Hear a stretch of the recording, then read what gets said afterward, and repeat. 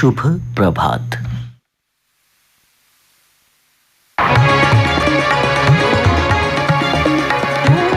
नमस्कार, शुभ प्रभात, very good morning. Sanjeev Sharma आपके साथ हूँ एक बार फिर से बुधवार की सुबह। आप सबका स्वागत है, वेलकम।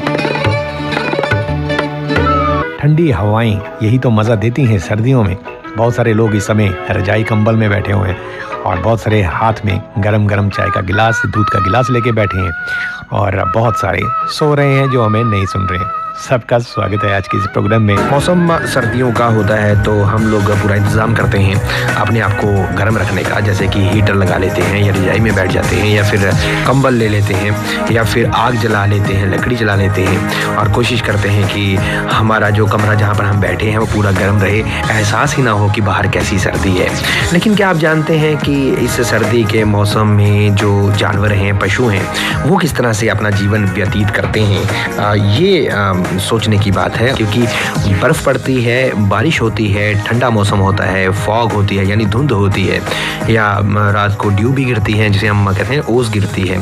तो उसमें भी पशु अपने आप को किस तरह से ढाल लेते हैं ऐसे मौसम में और ठीक रहते हैं और सालों साल जीते हैं। इसके बारे में अगर आप जानना चाहते हैं कि सर्दियाँ किस तरह से ये पशु बिताते हैं तो चलिए बात करते हैं। प्रोफेसर सरला कोहली जैव विज्ञान विशेषज्ञ हैं। प्रोफेसर कोहली, सबसे पहले आपका स्वागत करते हैं शुभ प्रभात में।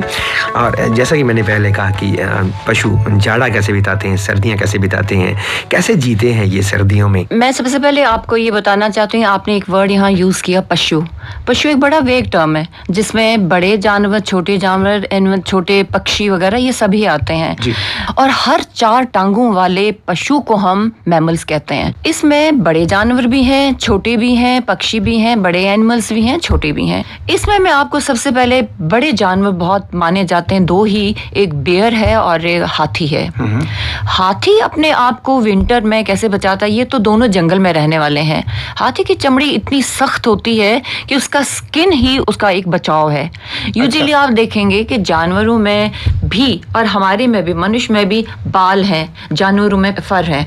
तो जो एलिफेंट है उसमें तो ऐसा कुछ भी नहीं है, मगर उसकी चमड़ी ही इतनी सख्त है कि वो उसको एक्सट्रीम ठंड से बचा लेता है। यहाँ मैं आपको एक बताऊंगी, देखिए सबसे बड़ी लेयर जो ऊपर होती है स्किन की, उसे हम क्यूटेनियस लेयर कहते हैं। अच्छा। और उसके नीचे जो है उसे हम सब क्यूटेनियस कहते हैं। क्यूटेनियस तो फ्री लेयर है।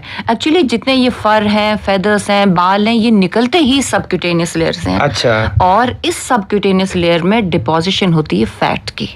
तो एलिफेंट की बात कर रहे हैं, उनके इस सबक्यूटेनियस लेयर में फैट ही डिपॉजिट होता है, बसी होती है जो कि उसको थिक बनाती थी। और इवन क्यूटेनियस लेयर उनकी बहुत सख्त होती है, जो कि ना हार्ड चमड़ी, हार्ड मांस का ये उनमें है, तो वो उसे बचा लेते हैं। अब मैं बात करती हूँ आपको बेयर की। सबसे बड़ा आपने देखा होगा, bear is a huge animal जिसके बहुत बड़े बाल होते हैं, आदमी मनुष्य की तरह चलता है, 4 टांगे हैं, 2 पे चलता है या 4 पे चलता है, कभी 2 पे भी खड़ा हो जाता है, 4 से चलता है, घने जंगलों में चलता है।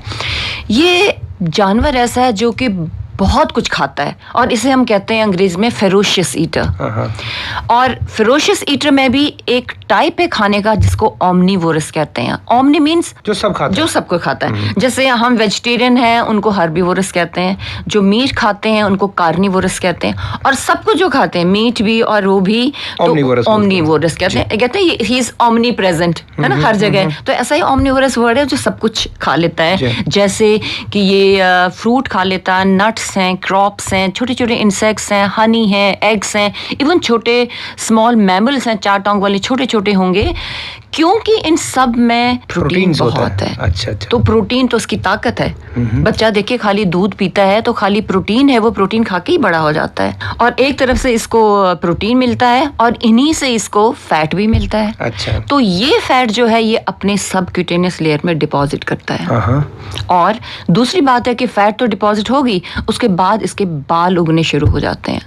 अब बालों के उगने या गिरने का भी 2 टाइम होता है।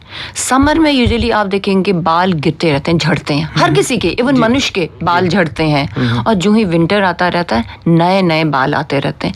तो बेयर के भी बाल बहुत आते रहते हैं, और नए बाल आना मीन्स नई शक्ति, नई ताकत, नई गरमाइश, और भर जाता है उसका शरीर सारे।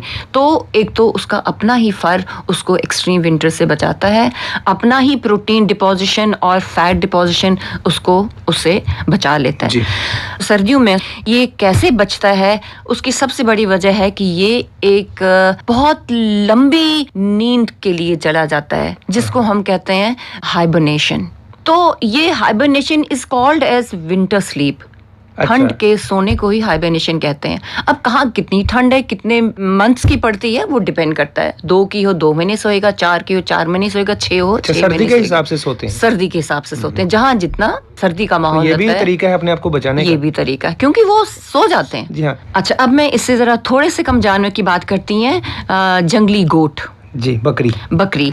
इस बकरी के शरीर पे बहुत थोड़ा फर होता है शुरू में, बट जो विंटर आता जाता त्यों इनका फर फिर ये बढ़ता जाता है, थोड़ा घना होता है, मगर इतना ज्यादा घना नहीं होता कि ये अपने आप को बचा सके। तो इनका सबसे बड़ा सेविंग फैक्टर जो है नेचुरल सेमी केव्स जो होती हैं, छोटी केव्स जो, उनमें ये चौकड़ी मार के ऐसे गोल मटोल होके बैठ जाते हैं। तो अगर इनके पास थोड़ा सा फर है तो ये विंटर में इनका वो बहुत काफी तादाद में बढ़ जाता है, और जिससे ये अपने आप को बचाते हैं। लद्दाख की बात करती हूँ मैं, वहाँ का खास गोट है जो कि इतना फर अपनी बॉडी के ऊपर करता है कि विंटर में तो उसने फर कर लिया और छोटी केव्स में रह गया, बट जो ही समर आता है उसको तो गर्मी लगती है। वो घने जंगलों में रह रहा है, घने जंगलों की झाड़ियों से गुजर रहा है, और झाड़ियों में से घुस के उसका जो फर होता है वो दाएं बाएं झाड़ियों में कांटों में फंस जाता है, और वो फर वहीं कांटों में फंस जाता है।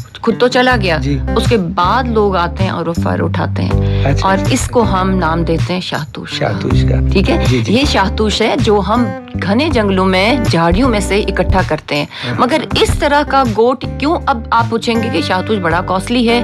कॉस्टली इसलिए कि इसकी तादाद, इसका नंबर गोट का बहुत कम होता है, और पाया ही जाता है खाली लद्दाख साइड, और बहुत हाइट पे होता है, बहुत हाइट पे ले करके उस साइड पे होता है। उसके बाद में बात करती हूँ, एक फैमिली आती है कैट फैमिली, जिसमें सारे लेपर्ड्स, व्हाइट टाइगर वगैरह आते हैं। इनको कैट फैमिली के, ये थोड़ा सा अलग है।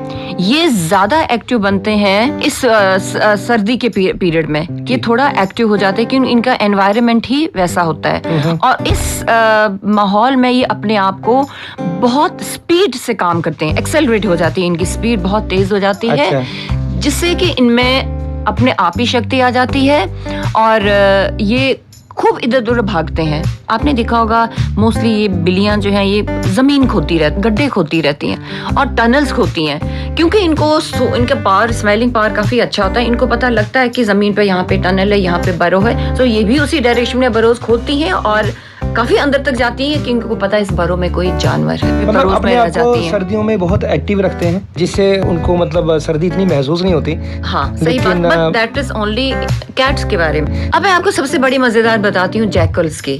आपने कभी भी एक्सट्रीम विंटर में एक जैकल के ऊँगने की आवाज सुनी है? जी नहीं आपको ग्रुप्स में आवाज आ जाएगी। जी बिल्कुल, क्योंकि ये कभी भी अकेले नहीं आते हैं, ये हमेशा ग्रुप्स में मूव करते हैं। जी, वजह ये है कि जैकल के ऊपर भी फर काफी नहीं होता, ना ही इसमें फैट डिपोजिशन, ना ही इतना प्रोटीन है कि जिसको बेयर की तरह खाता जाए और डिपॉजिट करता जाए और केव्स में बैठे। लेकिन फिर भी सर्दियों में बचता है। सर्दियों में ये फिर भी बचता है। वजह ये है कि ये एक्सट्रीम जंगल में तो रहता है, वहां से सर्दियों में ये नीचे की तरफ आना शुरू करता है, मगर अकेला नहीं आता, हमेशा ग्रुप्स में बहुत सारे होते हैं, 20-25-30 का ग्रुप होता है, और ये इतने क्लोज एक दूसरे के होते हैं कि एक दूसरे की आपस की ही रगड़ से इनको गर्मी मिलती है। श्रोताओं, कुछ और बात करेंगे और थोड़ी सी पक्षियों के या छोटे जानवरों की भी बात करेंगे, लेकिन उससे पहले आज हम बात कर रहे हैं कि पशु जो हैं, जानवर हैं, वो किस तरह से सर्दियों का मौसम व्यतीत करते हैं।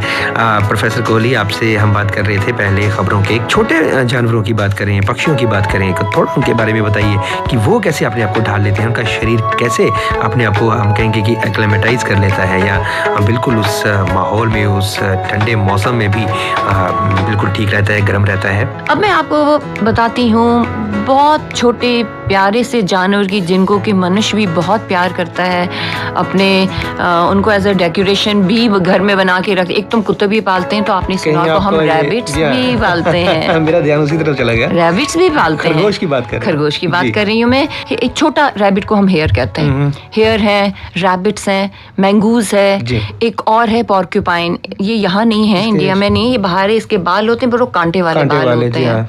ये सारे अपने आप को वो बरोज में छुपाते हैं, गड्ढे खोदते जाते हैं। They are always busy. हमेशा आप देखेंगे रैबिट जहाँ भी जाएगा वो खोदने में बिजी होगा। डोगरी में कहते हैं रुडें चरोंदन। हाँ, आपने देखा होगा सब्जी वाले जो सब्जी बनाते हैं बाद में कहते हैं जी ये खा गया जी, सारे उन्होंने इधर उधर सत्यानाश तितर बितर करके सब खत्म कर देते हैं, क्योंकि उन्होंने अपने आप को प्रोटेक्ट तो करना है, खास करके विंटर में वो बरोज बनाते रहते हैं। स्नेक्स भी लंबे लंबे बरोज में रहते हैं और इंसेक्ट भी क्रैक और क्रेविसेस में रहते हैं, तो वहां पे अपने आप को बरोज बना के बचा लेते हैं, क्योंकि इनके अंदर भी फैट डिपोजिशन होती है। दूसरी बात करेंगे फिशेस की, मछलियां।